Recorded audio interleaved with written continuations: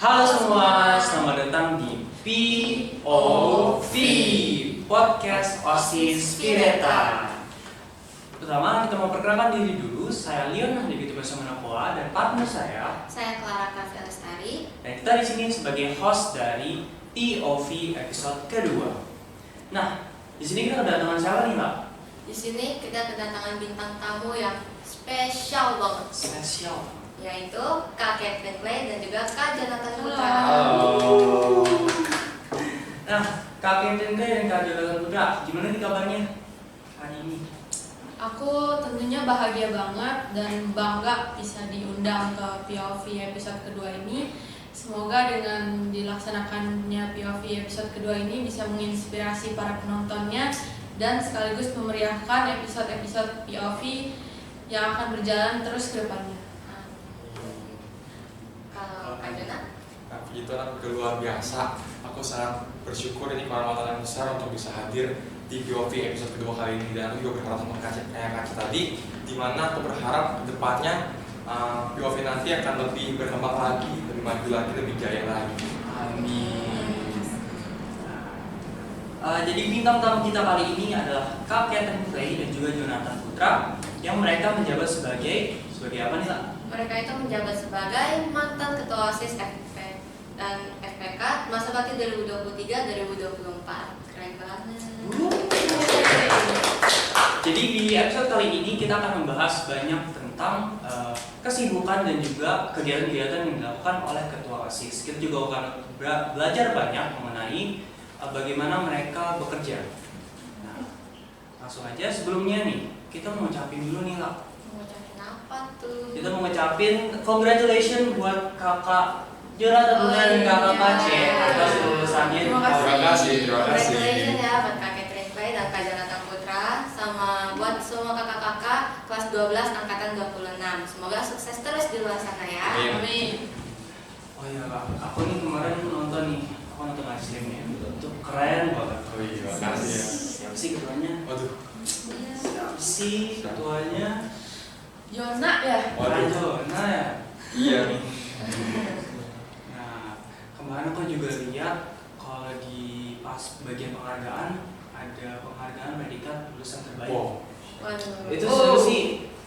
Siapa sih pemenangnya? Cace nih. Siapa yuk? Kayaknya Kace ya. Cace. Wah, itu keren banget sih. Selamat ya. Terima kasih ya. Adku. Apa lagi? Spill semua. Terus kemarin aku dengar ada yang peringkat 2 di kelas. Siapa Itu tuh? siapa ya? Udah Aduh, ya. ketua panitia graduasi kemarin ya? Waduh, amazing. Makasih ya, makasih ya. Dari depan atau belakang? Dari belakang. Oh. Enggak dong, dari depan dong. Nah, kalau dilihat dari sini tuh kita tahu kalau walau kesibukan ketua ini banyak banget, tapi mereka tetap punya prestasi-prestasi yang bagus dan banyak banget. Nah, kita mau tahu nih gimana sih cara-caranya dan apa aja sih kesibukannya. Nah, untuk itu pertama kita mau tanya, sebenarnya jadi ketua OSIS itu kesibukannya apa aja sih? Mulai dari Kak Catherine. Oke, aku jawab duluan ya. Kalau dari kesibukan ketua OSIS itu sebenarnya gampang-gampang susah. Jadi ada yang teknik, ada yang merangkap. Jadi kita fleksibel lah untuk menangani pekerjaan-pekerjaan yang kita hadapi selama menjabat sebagai ketua OSIS. Nah, yang paling penting itu ada 3 poin yang aku utamain selama menjabat sebagai ketua OSIS. Pertama, menyusun program kerja yang aku inti lakukan dan juga anggota-anggota lainnya. Kemudian yang kedua itu melaksanakan supaya prokernya itu bisa berjalan sedemikian rupa bersama dengan anggota-anggota lainnya nih. Selain itu pastinya aku menjalankan rapat dan juga evaluasi dari setiap awal dan berakhirnya sebuah acara. Kalau Kak Jonathan sendiri kesibukan jadi ketua FPK gimana nih? Nah, kalau untuk FPK sendiri, kita juga hampir sama kayak OSIS, di mana kita juga mempunyai program kerja masing-masing. Kita juga punya bagaimana cara kita menjalankan setiap program kerja di masing-masing. Namun, samping itu kita sebagai FPK punya suatu tugas di mana kita memimpin evaluasi dan juga selalu memantau bagaimana program kerja OSIS itu terlaksana satu persatunya. Nah karena itu di samping itu juga sebagai ketua saya juga harus yang namanya merangkap ke setiap anggota saya, karena nggak mungkin kita hanya berperan sebagai bos yang hanya menyuruh, yang hanya memerintah tanpa kita pun tahu gimana sih pekerjaan mereka dan apa kesusahan mereka masing-masing. Karena itu sebagai seorang leader kita juga harus tahu kesusahan mereka, kita juga harus tahu bagaimana problem, bagaimana setiap masalah mereka sampai kita akhirnya bisa menyelesaikan setiap masalah mereka dengan penuh tanggung jawab dan akhirnya menjadi organisasi yang baik dan sempurna gitu. Keren loh ketua SFTK kita ini. Keren banget sih. Nah, kalian kan tadi kesibukannya baik banget. Kalau dari situ tuh ada seru-serunya nggak sih sama duga-duganya? Boleh diceritain nggak? Mulai dari Kak Jona. Oke, boleh deh. Jadi pasti ada, maupun kita di manapun di hidup kita maupun di organisasi pasti selalu ada suka dan dukanya. Dan untuk suka dan duka ini menurut aku sendiri lebih baik sukanya sih, karena kan di samping dukanya mungkin kita banyak sekali melewati masalah-masalah, kita banyak melewati rintangan yang berat, tantangan juga banyak, terutama dari event-event besar. Contohnya kayak kemarin kelas ini dari yang Sparta sampai ke Elysium, semuanya kita kan jalan bareng-bareng kan. Dan itu pasti itu juga banyak masalah. Namun di samping itu banyak juga seru-serunya, banyak canda tawa, banyak bahagianya yang itu buat kita semakin selalu ingat dengan orientasi ini nggak akan pernah terlupain seumur hidup, karena disitulah kita bangun, disitulah kita belajar untuk dewasa, kita belajar untuk bisa memanage waktu, bisa memanage diri kita dengan baik, dan kita juga bisa belajar untuk menjadi organisasi yang lebih baik lagi ke depannya gitu. Kalau tentang Kak Catherine Clay, gimana nih? Kurang lebih sama ya seperti yang Jonathan bilang. Jadi dalam berorganisasi ini tentunya kita mempunyai impact yang besar dari untuk diri sendiri maupun relasi dengan orang lain. Kalau dari diri sendiri tuh secara pribadi aku merasakan banyak manfaat banget untuk bergabung di organisasi SMA ini, menjadikan aku lebih produktif, lebih aktif di sekolah, dan juga dikenal banyak orang dan juga adik kelas dan kakak kelas lainnya. Jadi banyak canda tawa dan pengalaman baru yang enggak semua orang bisa dapatkan. Jadi kurang lebih seperti itu. Wah, pastinya banyak banget ya kebersamaan yang didapat dari organisasi itu sendiri. Iya. Oke, terus kan kalau jadi ketua nih, pasti tanggung jawabnya besar dong. Nah, aku mau nanya untuk Kak Catherine dulu deh. Misalnya kalau misalkan di dalam organisasi itu ada masalah, nah Kak Catherine sebagai ketua itu bakal melakukan apa biar masalahnya selesai?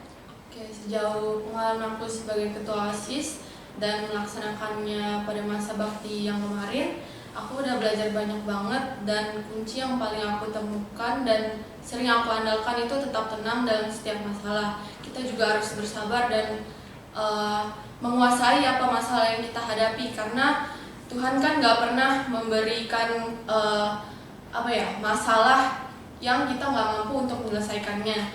Jadi kalian juga jangan lupa untuk dan jangan malu untuk bisa nanya-nanya atau minta saran ke orang yang lebih berpengalaman, dan jangan lupa juga untuk berdoa.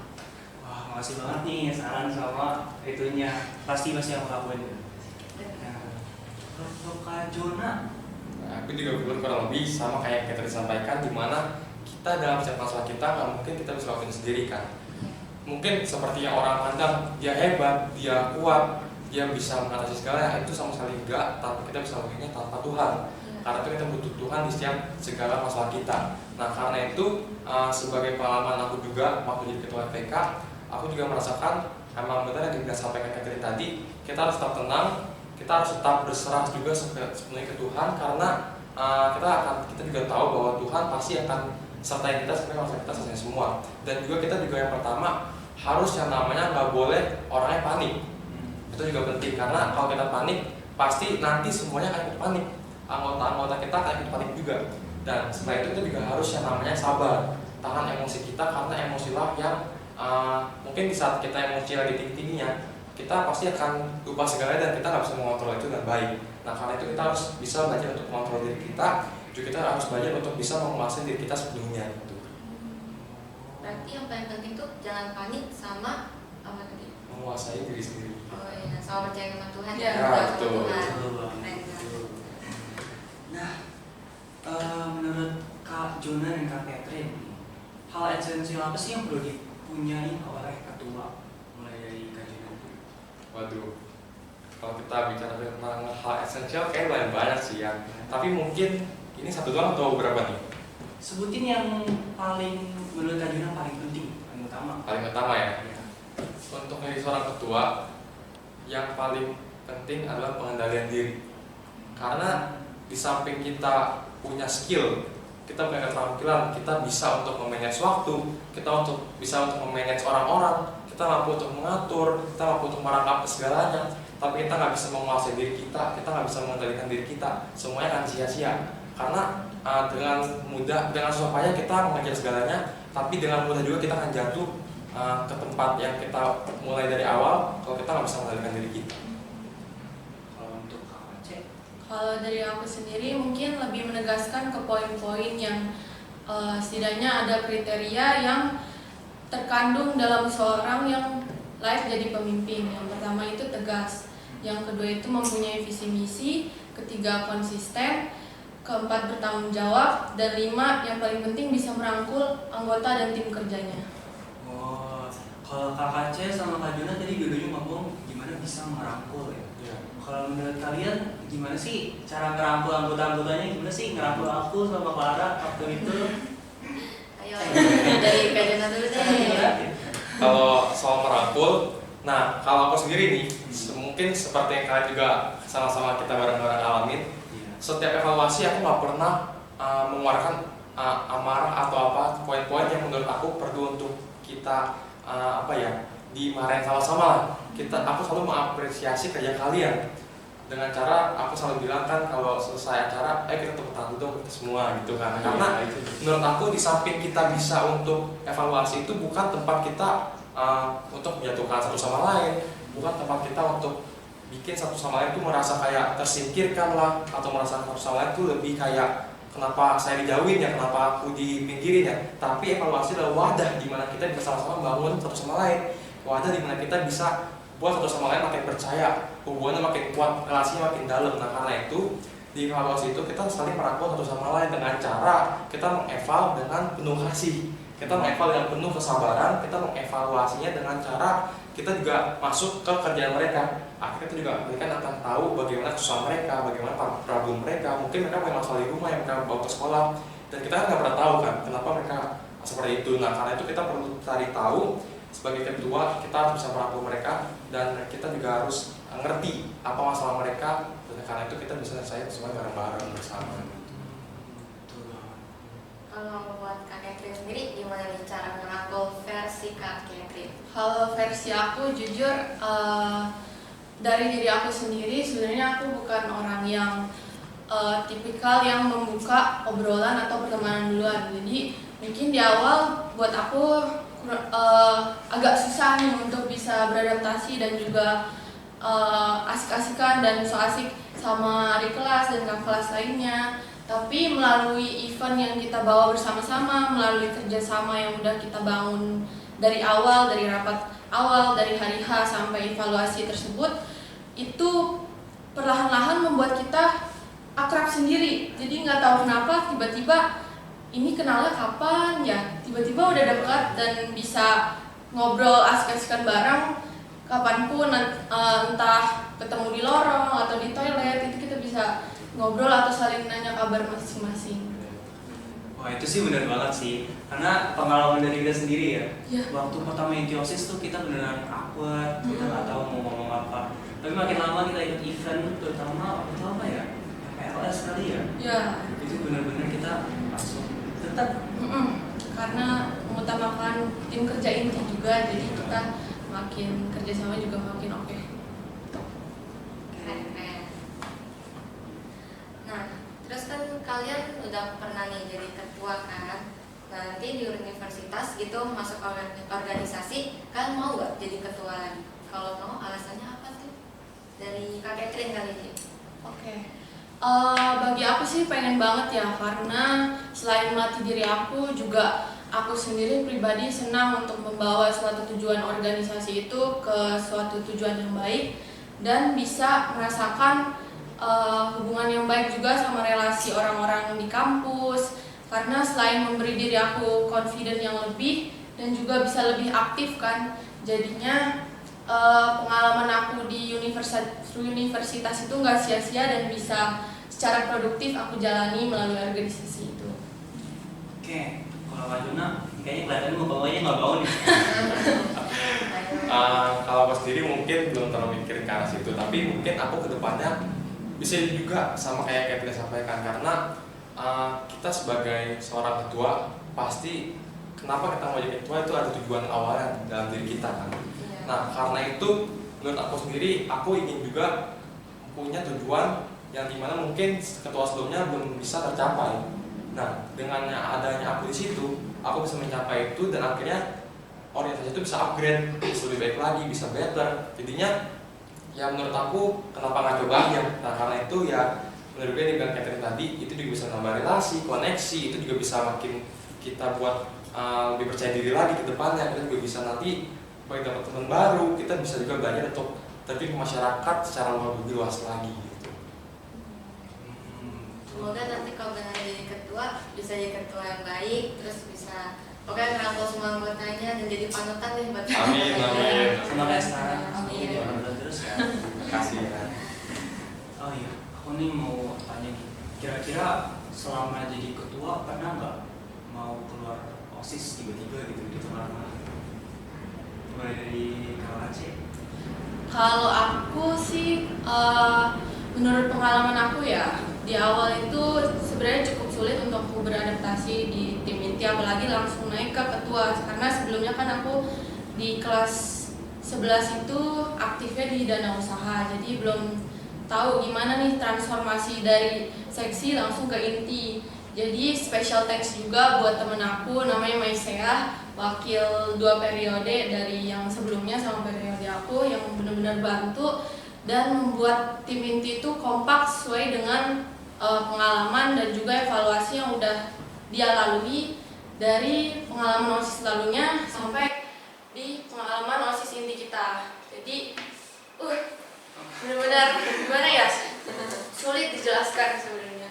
Tapi puji Tuhan juga sebenarnya di suatu hari aku mendapatkan suatu titik terendah yang kayak mikir overthinking, kenapa sih join OSIS, ribetin diri sendiri, terus pulang sore, ketinggalan pelajaran, terus iri sama teman-teman yang bisa asik sendiri di kelas. Jadi puji Tuhannya aku bisa melewati masa-masa tersebut, dan walaupun kepemimpinan aku gak tahu ya jauh dari kata sempurna atau enggak, jadi lumayan oke lah kalau dilihat dari flashback yang aku inget-inget selama ini. Kalau buat Kak Juna sendiri pernah nggak nih kepikiran mau keluar dari organisasi gitu? Jujur ya pertanyaannya agak berat ya. Berat banget. Untuk kepikiran keluar pasti ada, karena kita pasti sebagai manusia pernah di fase terbawah atau paling rendah dalam hidup kita. Nah, tapi kebetulan aku agak berbeda dari Catherine, dimana mungkin kalau Catherine kan tadi dia awalnya udah mencakup inti. Nah, kalau aku waktu kelas 10 sebelum jadi ketua aku udah pernah jadi inti FNK, dimana aku jadi bendahara. Nah, di situ isinya kan 4 orang. Aku satu-satunya kelas 10 sendiri, sedangkan semuanya adalah kelas 11. Nah, makanya setelah mereka keluar, mereka udah sempat bilang kalau nanti yang kedepannya aku harus jadi ketua, karena kan aku yang tahu seluk-beluknya gimana dan aku yang udah tahu bagaimana cara kerjanya gimana gitu. Nah, jadi special thanks juga untuk Vincentius Valentino, untuk Angeli dan untuk Herlambang karena udah bantu aku untuk bisa upgrade sampai detik ini gitu. Nah, jadi ya kalau aku mungkin bukan di awal, karena kan aku udah sempat adaptasi dan dari lama. Aku pernah di fase terendah tuh waktu pas Vertakap. Jadi Vertakap itu kan sangat mepet waktunya dengan waktu kalau nggak salah UAS atau UTS gitu ya, pokoknya ujian sekolah. Nah, di situ benar-benar cuma dikasih space 1 minggu sebelum ujian terus Vertakap kan. Nah, di waktu kita belajar, waktu kita untuk mengejar pelajaran tertinggal sangat-sangat sedikit, dan kita bahkan sangat sulit untuk mengingat waktu yang ada kan. Kita pulang udah capek, langsung istirahat untuk siap-siap besok lagi. Ditambah kita harus lagi nanti minggu depan ngejar pelajaran lagi, capek pasti ada. Dan ada juga perasaan kayak Kak tadi, dimana kenapa join FPK ya, kenapa mau jadi ketua FPK ya gitu. Tapi baik lagi, puji Tuhan tempatkan di sini, karena jadi kita bisa belajar untuk tahu gimana rasanya, dan kita juga bisa belajar untuk upgrade diri kita dan belajar untuk ngerti bahwa nggak semuanya harus kita lakuin secara perfect, tapi bersama orang-orang yang kita percaya pasti semua bisa dijalin bareng-bareng. Bener banget, kuncinya emang bareng-bareng ya. Karena kita semua tuh emang pada dasarnya tidak sempurna. Betul, Iya. betul. Tapi dengan kita terus berusaha bareng-bareng pasti semuanya terus selesai. Betul banget. Nah, selanjutnya aku mau minta Kak Catherine sama Kak Juna buat ngasih pesan-pesan buat ketua yang sekarang nih, buat Cecilia Grace sama Chris Fanny. Atau yang nanti menjabat selanjutnya lain. Iya. Dari siapa nih? Aku dulu deh. Boleh. Oke, terus untuk Cecilia Grace dan Chris Fanny juga mungkin adik-adik kelas lainnya yang mungkin nonton yang menjabat sebagai ketua, aku nggak pesan ini untuk ketua aja sih, jadi menyeluruh ya, supaya mereka juga bisa merasakan yang lainnya juga. Tetap semangat, semoga bisa melanjutkan karya kami yang udah kami selesaikan duluan lah istilahnya ya. Kiranya pengalaman dan juga kesalahan kami yang kami buat secara sengaja maupun tidak sengaja bisa kalian perbaiki dan membawa nama OSIS lebih baik lagi, dan juga evaluasi yang ada kalian koreksi lagi agar perjalanan proker ini bisa lebih mantep lah untuk membawa pengaruh positif bagi sekolah, wadah OSIS juga dan teman-teman sekolah lainnya. Jadi tetap semangat ya untuk pengurus FPK OSIS masa jabatan selanjutnya. Semangat ya Sisi. Semangat. Kalau buat Kak Juna apa nih? Jangan semangat-semangat banget. Nah, kalau untuk aku sendiri ya yang pasti ya, untuk setiap nanti FPK yang jadi, kalian nanti yang akan memimpin setiap evaluasi yang ada, kalian yang nantinya akan membantu untuk mengatur juga membantu setiap program kerja OSIS supaya terlaksana. Nah, karena itu kita sebagai FPK juga harus jadi teladan. Kita jadi FPK juga harus berrelasi yang sangat kuat.